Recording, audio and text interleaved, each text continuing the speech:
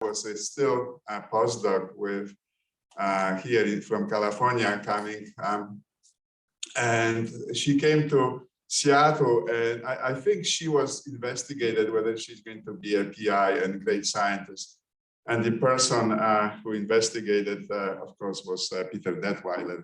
And I think he was pretty pleased with that visit. I don't know if you remember, but Peter was pretty direct. So with that, let's just move to a formal introduction.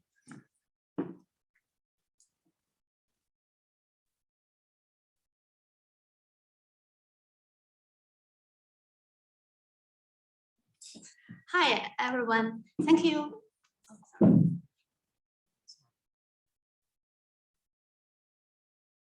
First, thank you for joining us for our seminar today. And I'm Feng Yungo from Dr. Dorotha's lab.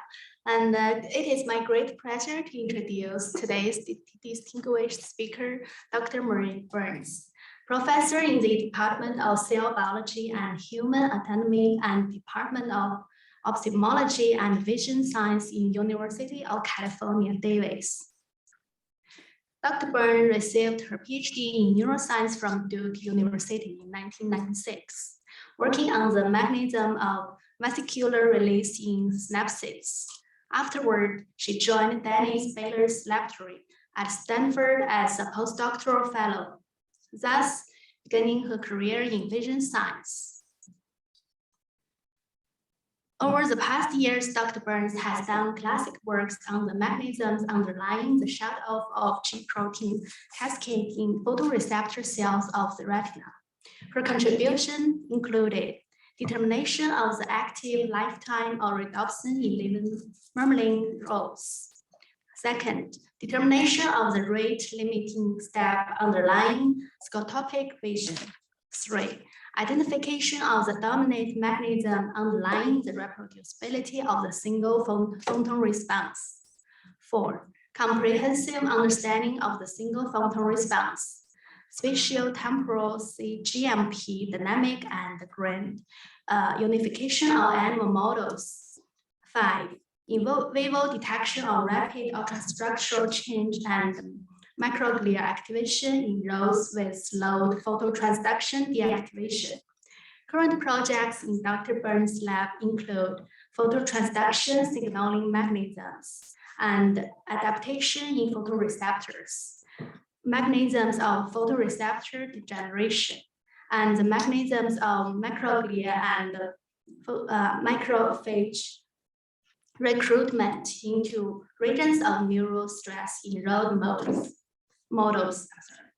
Dr. Burns has authored a number of peer-reviewed publications and book chapters, and she has also received numerous awards and honors throughout her career, including the 2009 Avocado Award, National Academy of Science Alumni Achievement Award in 2010, Susquehanna University Outstanding Graduate Mentor in Neuroscience in 2013, and the UC Davis Neuroscience Graduate Students Faculty Service Award, Neuroscience Graduate Group 2015.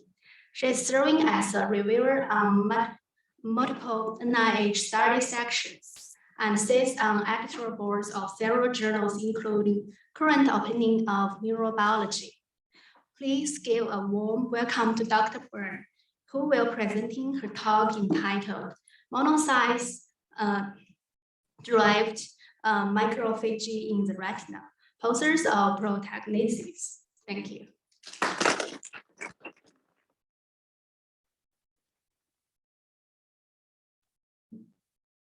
Hi, everybody. Thank you for that wonderful introduction.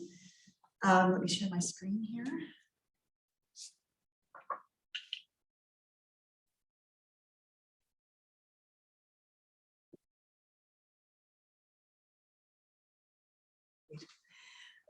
Well, it's really wonderful to be here. This is my first in-person seminar in a little over 2 years. And it's really so wonderful to be back with all of you, see you again. Thank you to all of you who are joining online. You know, the work I'm going to tell you about today would never have come about if I hadn't been able to interact every day with a wonderful team of people. And being here and seeing what you're building here it's very inspiring. It's just a good reminder of how we really do need to interact with one another. So thanks for inviting me.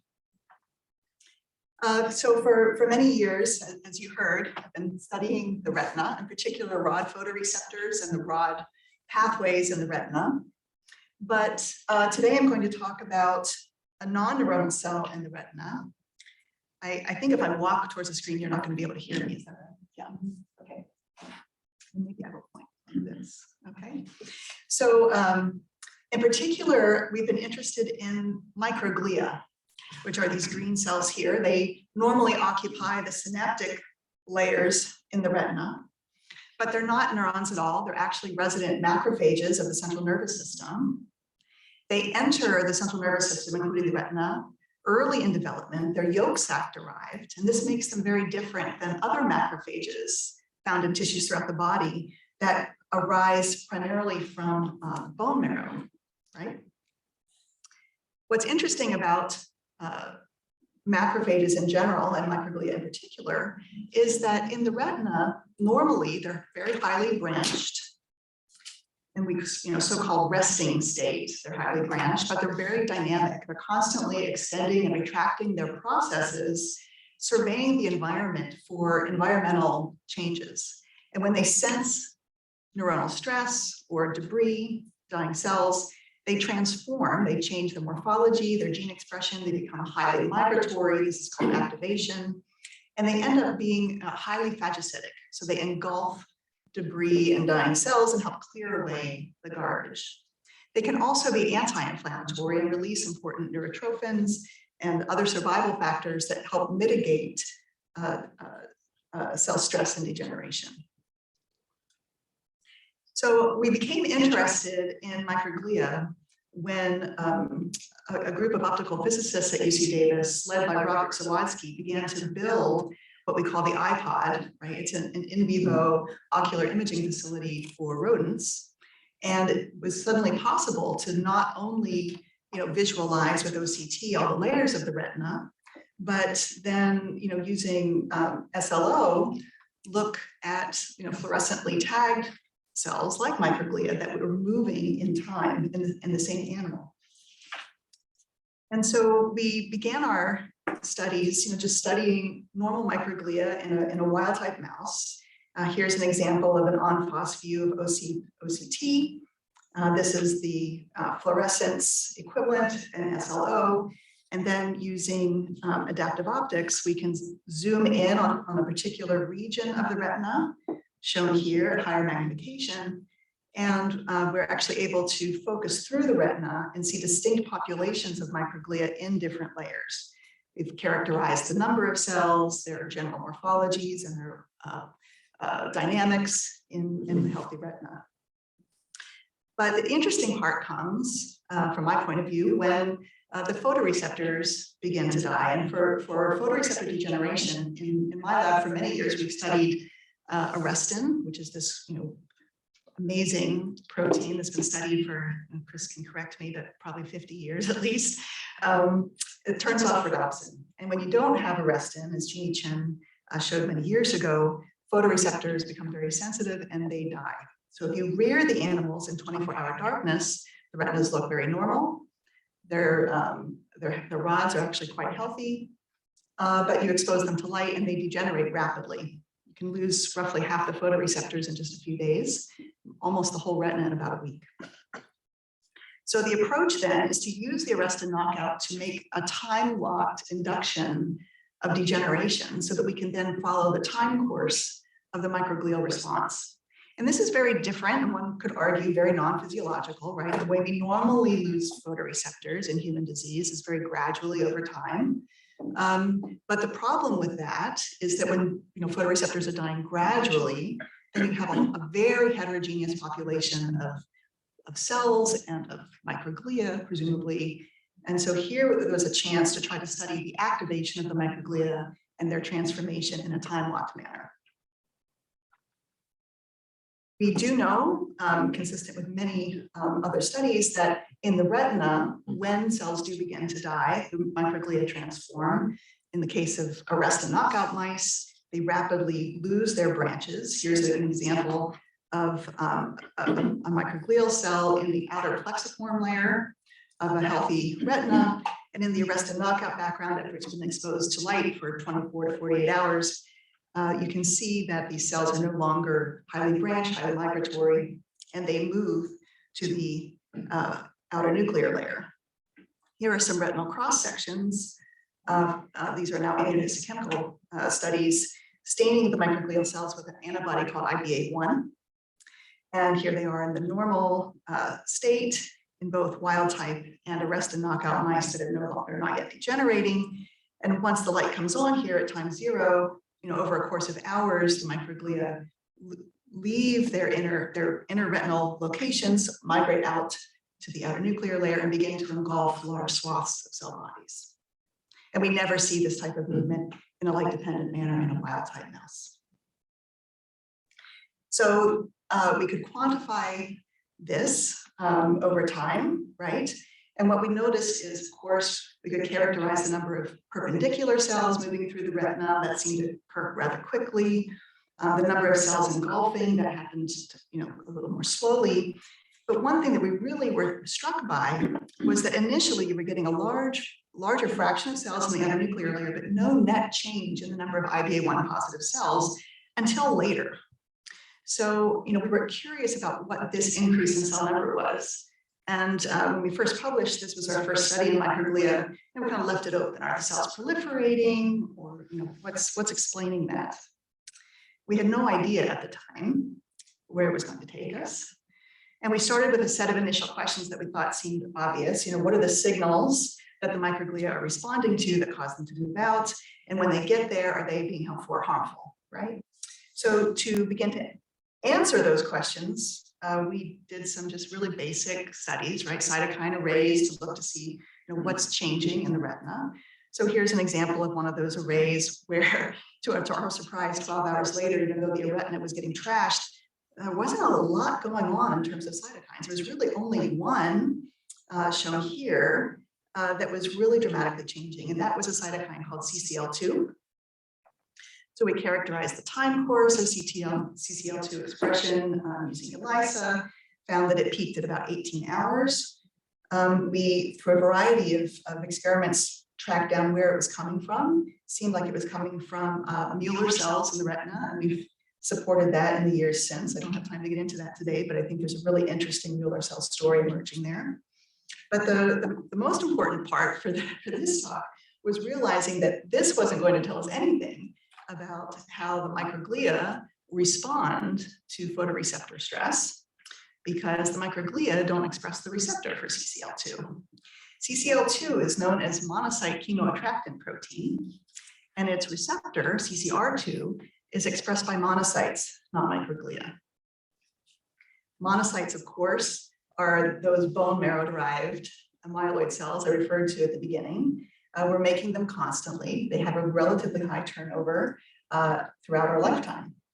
And so this then led to the idea that monocytes may also be responding to this photoreceptor degeneration.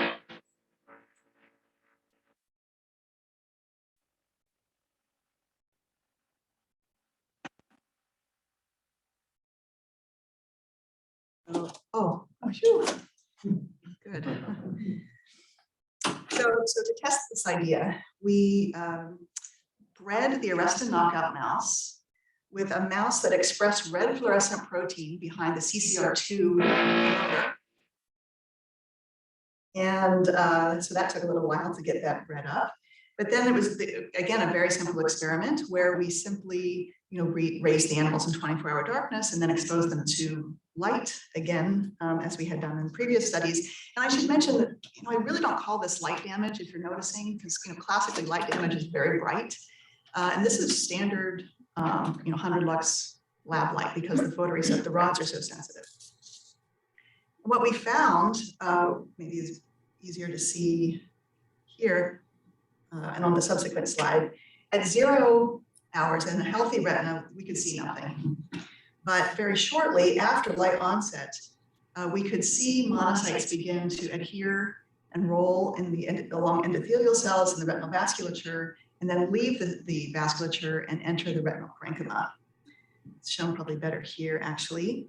So again, this is the same animal, this is the same retinal vessel, from the same animal over time. Initially, we don't see anything because the monocytes are coursing through the bloodstream so fast that literally we can't detect them. And at the same gain, now we can begin to see them rolling. And then by 48 hours, the peak extravasation seems to have occurred, and now they've entered the retinal parenchyma. What's interesting is that if you come back at 72 hours or later, you don't see these cells anymore. And we think that's because once the monocytes rapidly infiltrate the CNS, they change their gene expression profiles, right? And they rapidly begin to look like microglia. So this line of mice was only useful for looking at the initial extravasation, not looking at following the monocytes over time. So to do that and to quantify the monocytes in the tissue over time, we first used flow cytometry, where we could isolate single live cells that were both CD45 positive, which is a marker for immune cells in general. CD45 is very high in cells that have recently left the bone marrow and then they decrease over time, and then CD11B. And so here, here you can see that in the retina, the number of CD45 high cells dramatically increases by 48 hours and then remains high. And we didn't see a similar change in tissue from the same animals from either the choroid or the bloodstream. And in contrast, the CD45 low CD11B positive cells from the same animals did not change over that same initial period. So we think that that initial increase in IDA1 positive cells that I showed you in the immunohistochemistry study early on was actually due to the infiltration of monocytes. What this meant, though, is that even though we had this time-locked model where we could start with a healthy retina, turn on the light, and then presumably study microglia activation over time in a more homogeneous way, that was really wishful thinking, because even by 24 hours, we already had a very heterogeneous population. We had microglia that had become activated and were migrating out, and we had monocytes that were coming right in, and also transforming into activated amoeboid phagocytic cells and expressing many of the same markers that we commonly use for immunohistochemistry. Or even, for example, one of those common mice so often used in these studies, the CX3CR1 GFP mouse. So GFP expressed downstream of the CX3CR1 promoter, also not particularly useful in teasing this apart because, again, both monocyte-derived cells and resident microglia would express that at comparable levels. For homogeneity, we then turned to single-cell RNA sequencing. And again, the idea was to compare litter mates of arrest and knockout mice. We would take the retinas, digest them, use flow cytometry to isolate the CD11B and CD45 positive cells. So we're really throwing away everything in the retina except the microglia and monocytes. And then subjecting them to library prep and next gen sequencing on our Illumina system. And to start, we used just mice exposed to 48 hours, which was the peak time for seeing the monocytes in our in vivo imaging. What was really striking initially, and of course this is a T-SNE plot where the proximity, each dot is a cell, and the proximity of the dots to one another is a measure of the similarity of the transcripts in each of the cells. It was reassuring at the very beginning on our first try that there really were very different clusters prior to light onset and healthy retina, and then the appearance of these other clusters once degeneration had started. And looking at known marker genes, we're able to pretty easily assign what we thought would probably be the candidate identification for these clusters, namely the resting microglia that we saw in the healthy retina before light onset, and then activated microglia, as well as monocytes and more mature macrophages at 48 hours. So that was us looking at known marker genes to try to make these assignments. And so instead, then we used an algorithm within Seurat to try to assign, without user bias, how many different subpopulations of cells could be found in this set. And indeed, we identified several subpopulations within each of those clusters. Interestingly, none of the subpopulations were anti-inflammatory. So it seems like all the microglia that were activated, as well as the monocytes and macrophages that were there at 48 hours, actually expressed fairly high levels of pro-inflammatory cytokines like IL-1 beta. We also could show that there were distinct subpopulations that were proliferating at 48 hours. And importantly, that there were some subsets of the activated microglia that looked a lot like the microglia that had been described in other neurodegenerative diseases like Alzheimer's disease. And in the field, this has been referred to as disease-associated microglia. And it's there are interesting differences between these groups in the retina that don't look exactly like Alzheimer's, but this population here of activated microglia, the yellow group here, seems to be most similar to those that were described in the brain. So now we have a new set of questions, right? So we show that monocytes are coming in and they're rapidly transforming into macrophages that are still genetically, transcriptionally, very different than the resident cells that have become activated. So what happens to them, right? They're coming in early. Are they sticking around, or are they dying and disappearing? And if they stay, what are they doing? Are there any differences between them and the resident microglial cells? So, again, one very nice use of this model is that once the degeneration is over, things kind of settle down again. And over time, IBA1 positive cells retile the retina. And now, of course, there's really no outer plexiform layer to speak of. We now have a subretinal space where these cells can appear, as well as highly branched regions of the inner plexiform layer. And so the question then is, who exactly are these immune cells that are sticking around at later times? So to begin to look at that, we again used in vivo SLO. So here is an arrestin knockout expressing GFP in all the microglial cells. Here's the cross section through the retina by OCT, and here's the nice mosaic of microglia. And then at day 20, you can see that the photoreceptor layer is gone in this region of the retina. And now you can still see lots of immune cells. In fact, there's a little more that was there initially, right? If you look in a flat mount, again, these cells tile retina. This is an image taken in the focal plane of the inner plexiform layer. So they, again, are non-overlapping, but they look a little bit different. And I'll come back to that in just a few minutes. So the first thing we wanted to do in characterizing this new normal, which is now like 3 weeks later, was again using flow cytometry. So as I mentioned before, CD45 is a nice indicator for whether a cell is a resident or a long-lived resident that's left the bone marrow quite a while ago. And that increases over time and then goes right back down to where it was initially. But the CD45 high population goes up and never quite comes back down.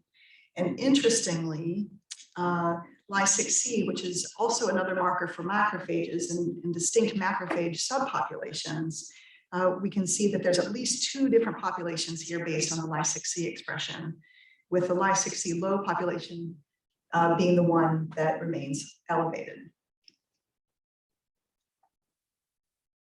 So that gave us then the encouragement to go look for heterogeneity using single cell RNA sequencing again. And so now this is a completely new data set, new time zero. Now we're looking at 7 days and 20 days of the arrestin knockout mouse. And what was very striking to us is that these time points kind of all overlap with each other. It didn't look clear and distinct like it did at 48 hours, as you may recall. But when we looked at the candidate gene expression, what was really interesting is that we still had distinct clusters of cells that we could assign to resting microglia, activated microglia, and macrophages, and some that were particularly inflammatory. But interestingly, we had these cells represented at every time point. And in particular, we were surprised that there wasn't a huge difference between 7 and 20 days, particularly in this lower macrophage population. Also interesting to note that a lot of the microglia, the ones that were resident, seemed to remain mildly activated. And importantly, a lot of the monocytes that we could identify, or macrophage, had turned into macrophages, monocyte-derived cells, presumably, seem to take on this kind of hybrid transcription where they looked kind of like a microglial cell, but they still had some very specific microglial markers like CD74 and H2 here, which is an MHC2 gene. So, again, it wasn't terribly satisfying, right? Because when you do single cell work, there's always this worry of assigning identities to things, and how many clusters are there here really? What are all the different states in this new degenerated tissue? We really wanted to have clearer evidence that what we're referring to here as a macrophage really was a monocyte-derived cell. And really, as pointed out by Danny Sabin's group a number of years ago, the only really clear way to do that is to do some fate mapping experiments.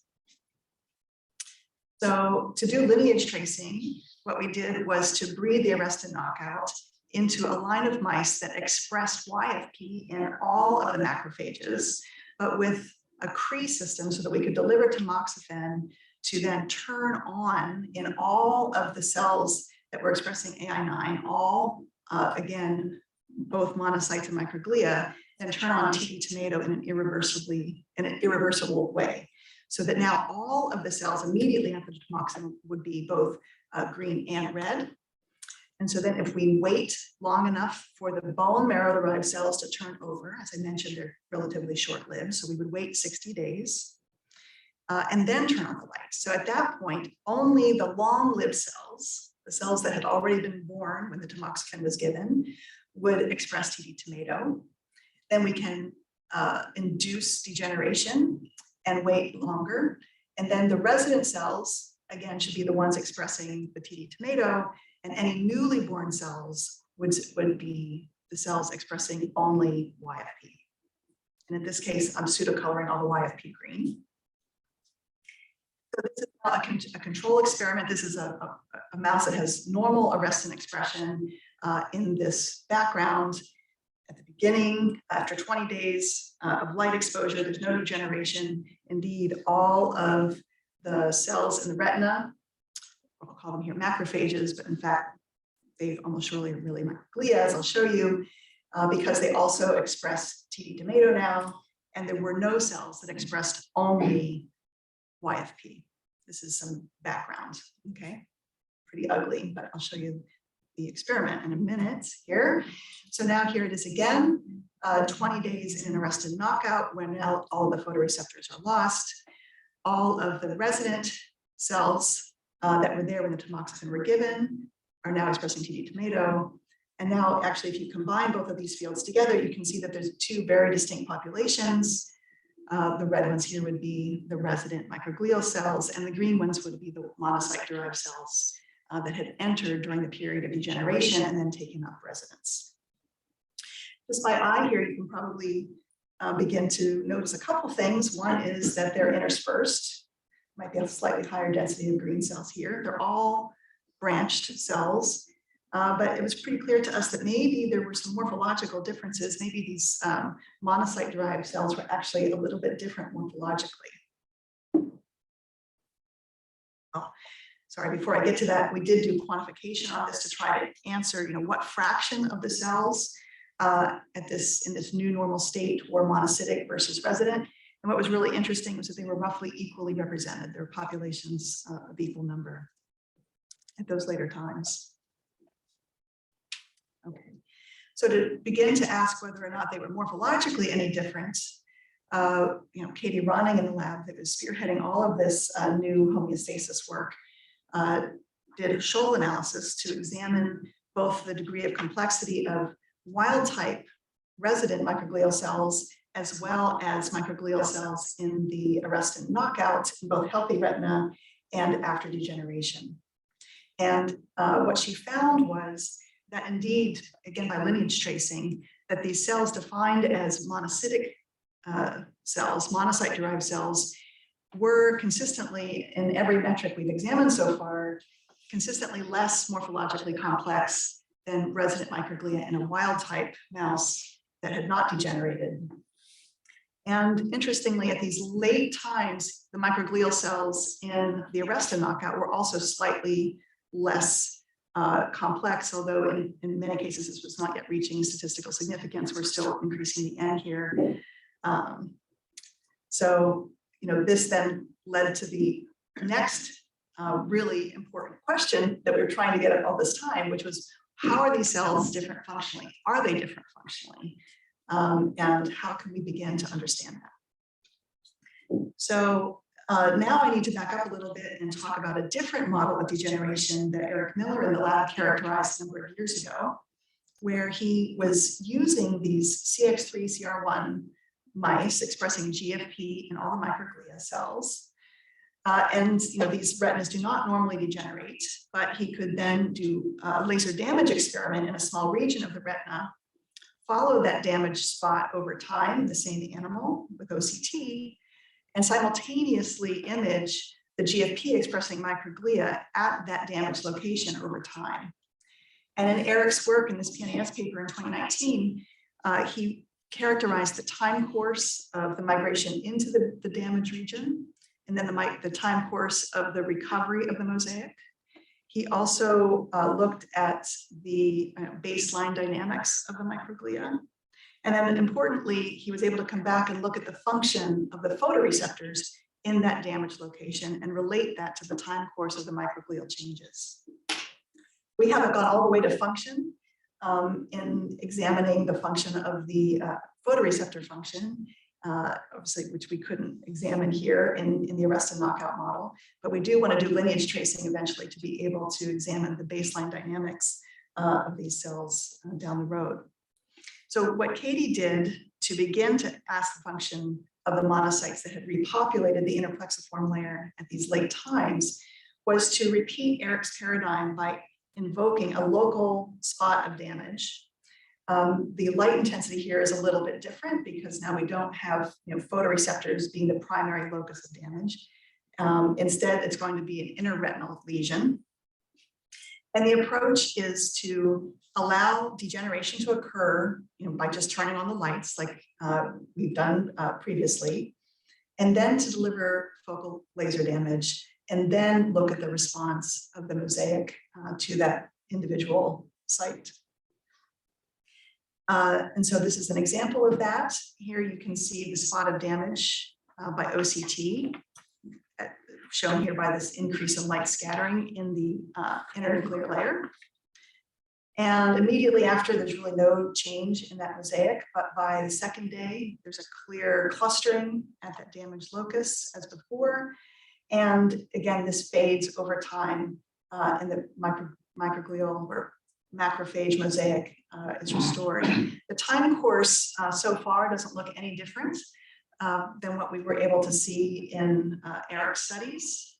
But again, it's a little bit difficult to discern, obviously with just the GFP mouse, the resident cells from the monocytic cells. So instead, we went back to the lineage tracing mice. And unfortunately, after months and months and months through COVID and the colony crashing and all of that we all know about, turned out that we couldn't see well enough the TD tomato in the SLO. So we weren't able to do these experiments in vivo. So what you're looking at here are actually flat mount immunohistochemical tissue, stained tissue, where we were able to localize the damaged locus 1, 2, and 4 days after that laser damage. And what was very interesting to us was that, although the N's are still small, this is very preliminary, despite the fact that we have equal numbers of monocyte-derived cells and resident microglia when the laser damage was delivered, more often than not, the response in that region is the resident cells and not the monocyte-derived cells. No, it's not that we never see them there. I mean, here's an example on day 2, right, where we had a few in. But again, statistically, we would have expected to have equal numbers there. So this then gets back to, this larger question about the heterogeneity and whether or not there are functional differences that are going to be important in disease. And here's where, we're beginning to really now wonder about the normal turnover of microglia and any monocyte-derived cells in aging, for example. If it is true that, excuse me, even when monocytes don't flood in like they do in the case of the arrestin knockout when there's this massive degeneration, we do think that it would be possible for them to remain in the retina, and that they're going to have at least some of those cells are probably going to be highly inflammatory.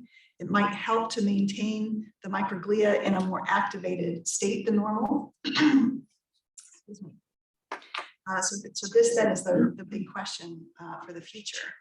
So to summarize where we are so far, using the arrestin knockout as our model, we've shown that degeneration can cause long-lasting changes in the immune population within the retina, that the microglia themselves can become very heterogeneous upon activation, with a subset proliferating, a subset becoming more inflammatory than others, and that many never return to rest even after degeneration has waned.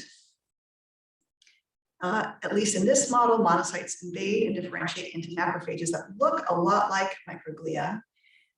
They're only pro-inflammatory in this model.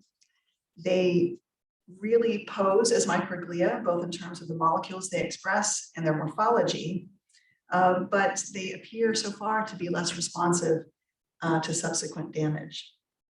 So one thing that we have really needed to better understand the function of individual cells in the same animal is a way to label cells unambiguously and then come back and look a day or two later. As you may have noticed, I never pointed in a CX3CR1 mouse expressing GFP. It's not possible to image even an hour or two later and say, oh yeah, there's the same cell from that, right next to that vessel, now here it is again. I mean, occasionally there are clear ones that don't move around, but in general, the mosaic is kind of drifting all the time. So a tool that we recently developed was to express basically a photoconvertible GFP behind that CX3CR1 promoter, so that now we have the ability to make green cells red, and then to look over time in the same animal to really see where those subpopulations go. This work was recently published, so I don't want to belabor it here because I really wanted to keep the theme of this talk about monocytes. But I do want to point this out because I think it's, again, one major advantage of working in the eye, as we all know, is we have this beautiful transparent window. So unlike maybe the study that might be deep in the brain, we have the ability to then use light to convert the dendrit-2 protein from its native green state to a red state, and then follow the spectra, the emission spectra over time. And the ratio of green to red is a measure of how long ago an individual cell had been photoconverted, and thus be able to track it over time. So here's an example. Again, this work was really a team effort, but led by Eric Miller in the lab. Here's an example of a mouse. This is, again, a wild type background, not degenerating, but now we express dendrit-2 behind the CX3CR1 promoter. Initially, we see a mosaic that looks very similar to the GFP mosaic I've been showing you throughout the talk, but now we can photoconvert a small region of the retina, shown here. Here it is pseudocolored red, and then follow that over time. And of course, now these individual cells over time will become yellow, right? As the photoconverted dendrit-2 degrades and more non-converted dendrit-2 becomes expressed. Here is another example of that, where again, we're kind of following this region over time. and measuring the amount of red dendritic fluorescence. And again, it gives you a sense for how long this type of tool would be useful, right? So instead of being able to follow for weeks or months, we're really looking at days, but it's certainly always possible to come back and do another photo conversion after the fact. Then in order to begin to use this new mouse for studying monocytes, which was our original goal here, really, what we were able to do was, try to photoconvert a very large population of cells. So now instead of looking at just one particular region of the retina, we're photoconverting in a pattern across the entire retina. That's not perfect here. You can see that we have red and a few green cells remaining. Here, this is a knockout, restin knockout. So this is a generating retina 24 hours in. And what you can see, though, is that right within this region, you can find cells that are certainly red, but you have some that have no photoconverted dendritic at all. Here you can see when we break the channels apart here, here's a cell that's clearly green. It has no photoconverted dendritic. And in a control mouse, here's the wild type arrestin in the dendritic background. When you do that, you never, or all very, very rarely can find a green cell that doesn't also express the photoconverted dendritic within the same region. So I mentioned this, if any of you are interested, we've deposited these mice and are eager to share them. It's people who are interested in monocytes and macrophages and other tissues are also pretty excited about using those mice. So I really want to point out, three of the most amazing lab people I've ever had the privilege of working with, honestly. Katie Ronning just finished her PhD a few weeks ago, almost 2 months ago now. She's going to go to a postdoc over in Florian Senlab's lab over in Paris. Eric Miller, who finished his PhD and left the lab during COVID, and he's now in industry, actually using imaging methods to screen responses to viruses. He's been kind of sucked up into the whole COVID pandemic era. And Sarah Carlin, who is a career scientist in the lab, project scientist in the lab, and also our lab manager. Katie did all of the single cell RNA sequencing work and went ahead and learned from Eric how to do all the in vivo imaging. And Sarah she does it all.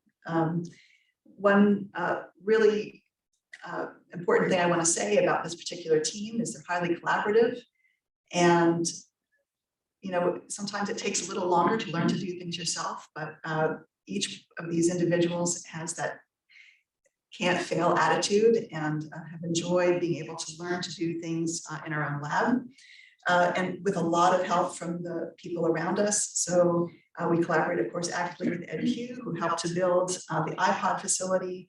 Got a lot of support from Robert Sawadsky and Pingfei Zhang, these optical physicists that have built the AOSLO and OCT systems for us. And of course, we're also very grateful for our financial support. So thanks very much for your attention. I'd be really happy to answer questions.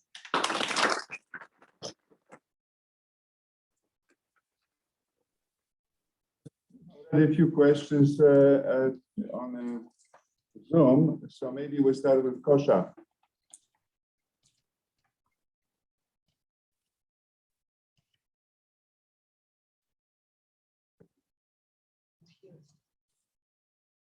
Can you guys hear me? Kosha, are you there? Okay, let's move to Steve. Steve Friesler. Hi, Marie. Can you hear me? Steve, hi, how are you? Hi, great. The weather there is much better than here in Buffalo. My question is, are there pharmacological means to either selectively knock out the pro-inflammatory populations or augment the anti-inflammatory populations? And I see that my friend Danny Sabin just weighed in on this, so maybe we can chat on this. What does Danny say? To my knowledge, there aren't any good tools. Dan says he's working on it. Hi, Danny, how are you? So hopefully people understand why I asked that question. Yeah, I mean, and yes, it's an excellent question and certainly something that we all would like to see happen. I mean, part of the motivation for studying these responses to degeneration is precisely so that we could maybe begin to, harness and control these natural responders that already know where to go. They already know, the microenvironments where things are going bad. So if we could get the good guys to go to the bad zones sooner rather than later, we could really help to mitigate damage and disease. Thank you. Okay, Bruce. Hello, hi, very interesting talk. You mentioned you were interested in the normal turnover of microglia and also in aging. And I think a few people have reported in aging mice and also in human tissues that they observe, especially in very old mice, that the microglia move to the outer retina and sit on top in the subretinal space on top of the RPE. I wonder if you have started to look at any of those extremely old mice and have any indication or guess as to whether those are a combination of this mosaic macrophage microglia population. And also, if you could or want to speculate on, as you age, the microenvironment changes. So does that in general just make microglia more like the macrophage population that you're seeing that's more pro-inflammatory? Yeah, great questions, Bruce. Undoubtedly, the environment does change in aging. I think that it remains an open question why they're accumulating in the subretinal space. And as for, what we see in the lineage tracing in aging, I probably should let Danny speak to this because I know he's looked at much later time points. And in disease models where the degeneration is much more natural, so to speak, than our abrupt loss of rods. Danny, do you want to talk about that? Yeah, I mean, I think, first of all, I think without going to what we're doing, it's exquisite, that mosaic that you're showing. I mean, it's really exciting. And I don't know anybody else that has really looked at that, even in brain, in a physiological, I mean, this is obviously a disease condition, but most of the work that I'm familiar with is systems like, for example, bone marrow transplantation that involves radiation and hematopoietic transplantation of cells. Those get into the retina, the microglia sort of wane off, and the monocyte-derived cells take over. And there are other methods too. Yoni Kipnis has published, and Chris Bennett has published ways where you can essentially ablate genetically CSF1R and then push monocytes to engraft. And the conclusion from those studies from different labs is that, and it's similar to yours, is that these monocyte-derived engrafted cells that take up long-term residence actually become very similar to the microglia. Their transcriptomes are in general very similar, except for a very small number of genes. And I don't remember what those genes are off the top of my head. And in your system, you're actually inducing damage and you're allowing this mosaic to set in, and really brings, Bruce's question in my mind as an important thought is, as we accumulate with aging or with damage to our retinas, whatever they may be that we're all exposed to, do we develop this mosaic over time? That's fascinating. I think it's very possible that these two populations are doing different things, as you said. Right, and I mean, just to follow up on what you said there, Danny, I think it's important to point out that, stimulating the turnover or pulling the monocytes in, whether it's through bone marrow transplant and radiation or, ablation experiments, it is a very different situation than just naturally letting the retina age. And we just haven't waited long enough in the lineage tracing experiments in those mice, to begin to answer that question. But it'll be very exciting to see exactly what fraction ends up being there in an elderly mouse. Yeah, I completely agree. If I could ask just one more quick question, do you think then it's the Mueller cells that are mainly responsible for determining the microenvironment in the retina as far as drawing in and changing the monocytes to macrophages?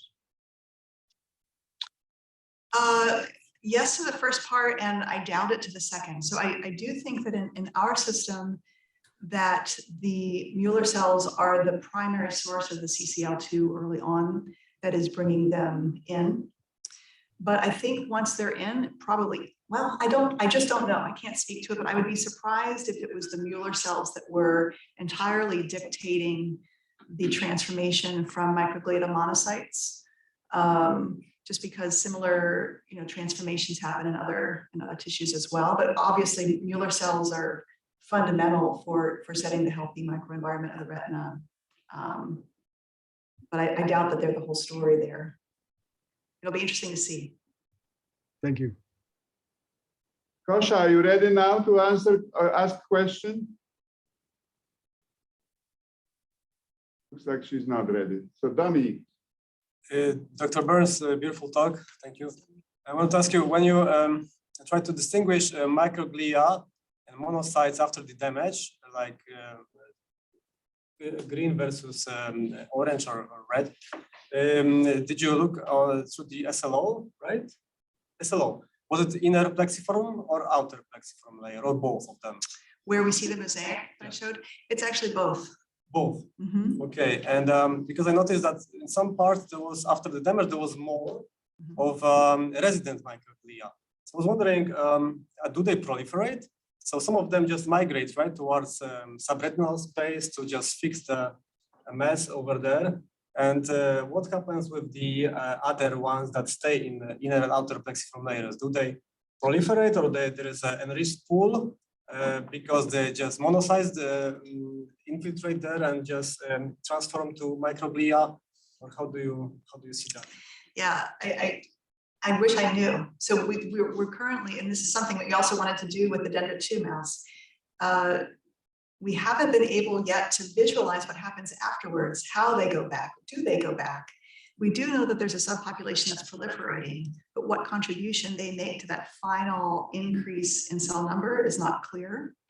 I do think, although we haven't quantified this, it appears that the higher density that we see in the mosaic is related to the lack of complexity, even in that resident microglial population after the damage.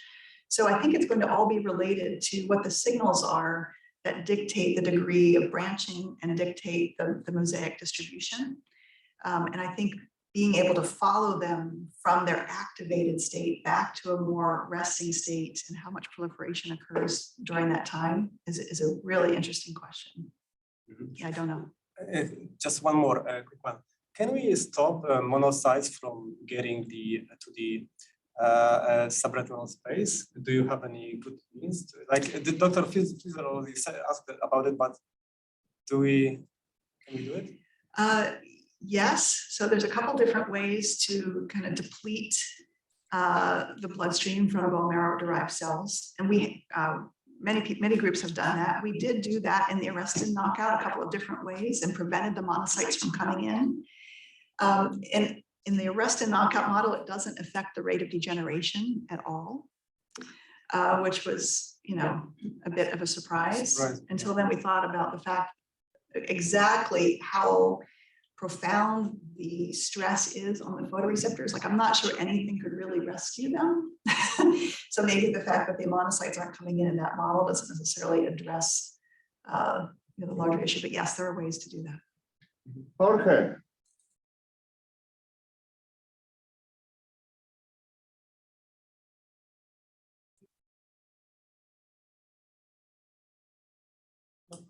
No, Jorge. Okay, Aisha. Hi, I'm Aisha Sadan, project scientist in Dr. Kern's lab. So very nice talk. So if I understand very well, so it looks like there is, when looking at the two models that you have, that the immune system in the retina has a tailored response.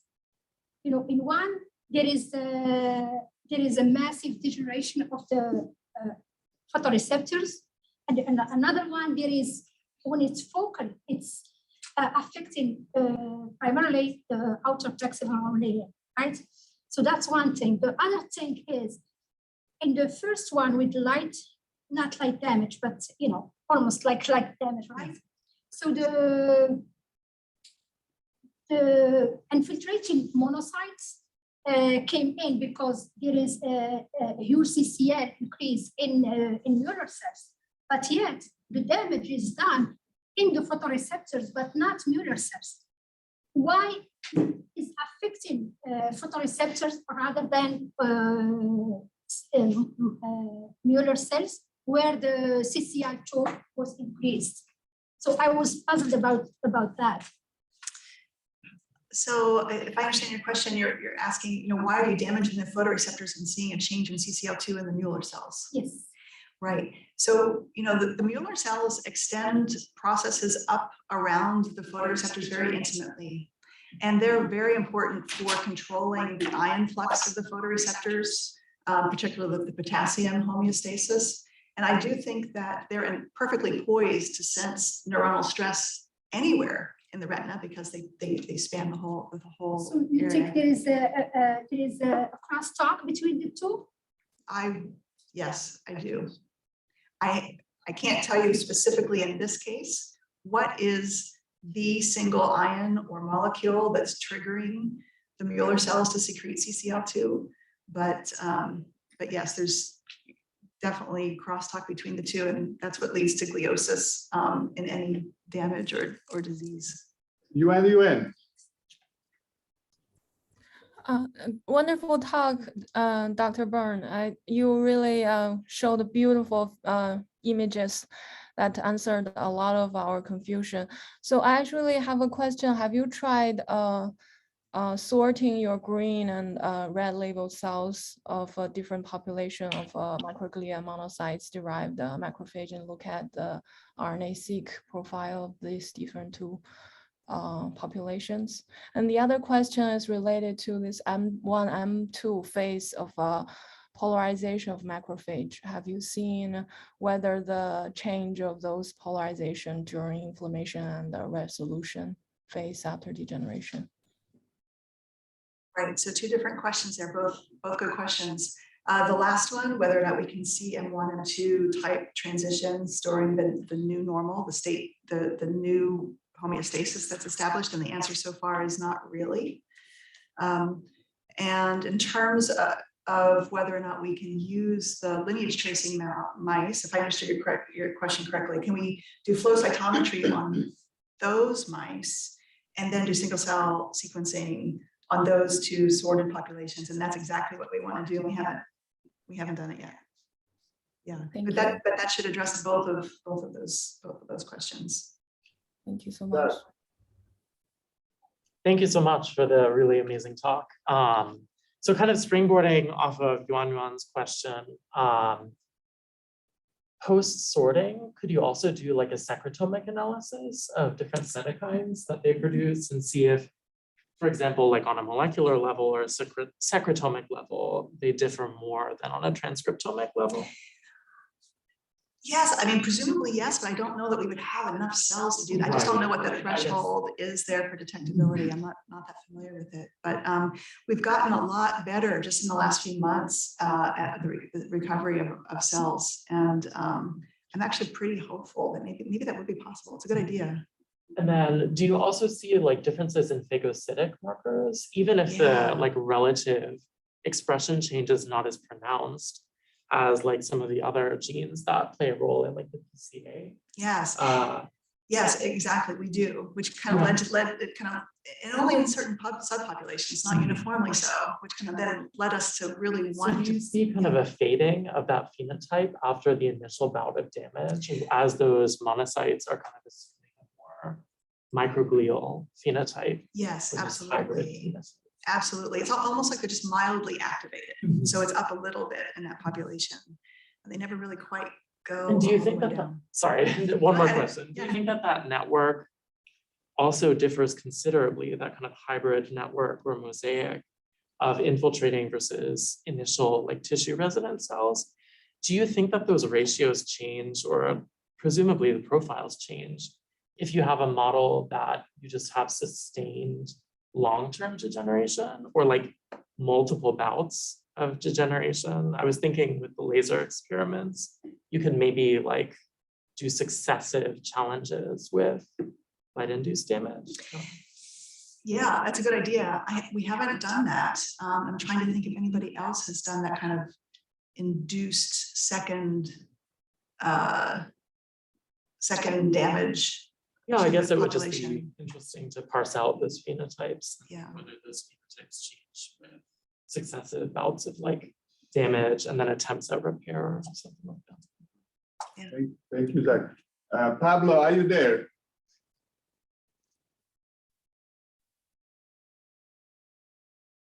Abhishek, are you there? Yes. Wonderful. Hi, Mary. Great talk. So my question is actually like normal recruitment and activation of microglia as a kind of manifestation of degeneration or some disease condition. So what do you think if a pharmacological molecule affect the microglia recruitment, its proliferation, or it's inhibiting the activation? So do you think it will help in the rescuing the photoreceptor or in some other disease condition? Yeah, I don't know. I mean, it would be interesting to try. I guess, you know, one might expect that, you know, for you know, given how the mosaic recovers, my hunch is, for example, and also based on our monocyte depletion experiments, that if you pharmacologically push on one subpopulation, like the proliferating cells, probably you're going to get, you know, some kind of compensatory change in, you know, the recruitment of others to kind of keep the same level of the same general population size. I don't know. It's an interesting idea. Okay, thank you. And another question like this, it's a small question. You showed some image with the, you said it's you did explant culture to see the differences of the same spot. Did you see any difference in within the explant culture comparative to the in vivo tissue, like some more recruitment of the cells? You mean in the laser damage experiments? Yeah. Yeah, we looked at that. We were never really convinced that we did see any recruitment in the laser damage, the focal damage. It's complicated by two different things. One is once you do the focal damage, you do damage the underlying RPE. So then it becomes, when you're doing the in vivo imaging, it becomes a bit difficult to know for sure what you're looking at, right? Because the amount of light scattering is changing right in the damaged locus. When we would do the explants and look carefully both at the RPE side and the flat mounted retina in the area of damage, we were never convinced that we could see, for example, CCR2 positive cells. And that was even relatively recent, soon after the damage, where you might expect CCR2 expression to still be there. I think we rationalized it as being just a much more mild lesion than the massive degeneration that we get in the arrest and knockout. It was again, I hate calling it light damage because in that study for Eric's work, we really were trying hard to not damage the RPE too extensively. So, our laser damage focal experiments use the minimum amount of laser power we could to reliably see microglial recruitment. Okay. But, so given that it was so mild, no, we did not see any monocyte infiltration that we could be sure of. Okay, thank you. Great talk. Thanks. Sam? Hi, thanks for the nice talk. So the original signal, I guess, is photoreceptors to human cells, which then recruit these monocytes. I was wondering what kind of crosstalk there is between the photoreceptors and microglia and monocytes themselves. Or I guess this might not be like the perfect model to ask that because the photoreceptors all died, but I was wondering if you had any ideas. Yeah, that was our initial question, how I get into this, and we're still really working on it. I do think there's going to be some interesting signals there. We're currently undertaking, actually, this is Sarah's main emphasis in the lab, looking at the very, very early changes. Our initial study was 48 hours, but now we're looking at 3 hours, 6 hours. 6 hours, interestingly, seems to be a threshold time in that model for seeing really interesting changes in the transcriptomes of both the photoreceptors and the microglial cells. So stay tuned, I guess is my answer. I don't really know yet. Thank you. Yeah. Marco. Anticipated my question. Okay, then let's move to Emma. I'm a postdoctoral fellow and Professor Lab, so I work on the mathematics. I have two questions.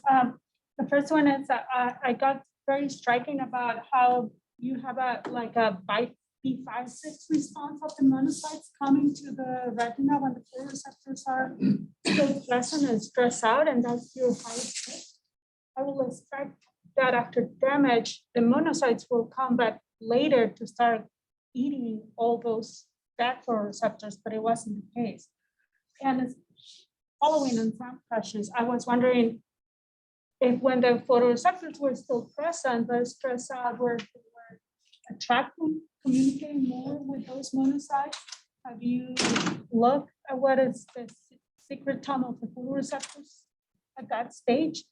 And my second question is, have you tried any other type of insult to stimulate this type of communication between the photoreceptors and the monocytes, like cigarette smoking for AMD, or of course high proteins? Yeah. Let's see. So for your second question, we're looking at other types of degeneration, but it's too early to say much of anything.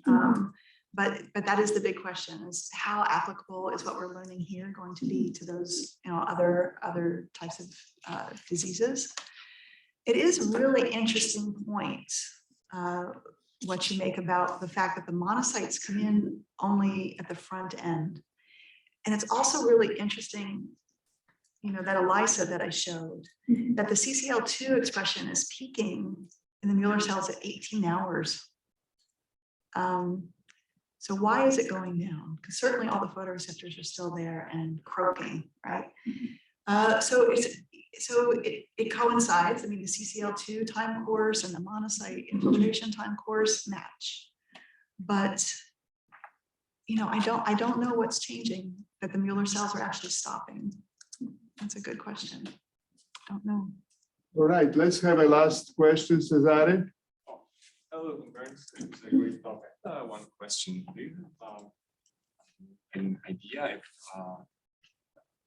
damage to the retinal ganglion cells making glaucoma induce any microglial movement? Yes, yes, it does. And there's some really nice work that's been done on that. It's interesting, the people who study glaucoma and RGC damage and degeneration, have to worry more than we do in the outer retina about the astrocytes and the astrocytic components to the immune response. And it's like a whole separate, in my mind, it's kind of a whole separate niche, a whole separate microenvironment with other constraints. Mueller cells undoubtedly participate there too. But yeah, they do. In fact, I don't know of any type of insult or degenerative disease that doesn't involve the resident macrophages in some way. Yeah. All right, let's go to a final comments from Eric. Eric, are you there, my dear? Indeed, I am. So you have the final comments, please. Well, I'm looking forward to meeting you, Marie. This is a wonderful talk. Really enjoyed it and learned a lot between you and Danny's comments. I thought it was great. I don't have specific questions right now, but looking forward to discussing this with you. Looking forward to meeting you. Yes. Thanks, Chris.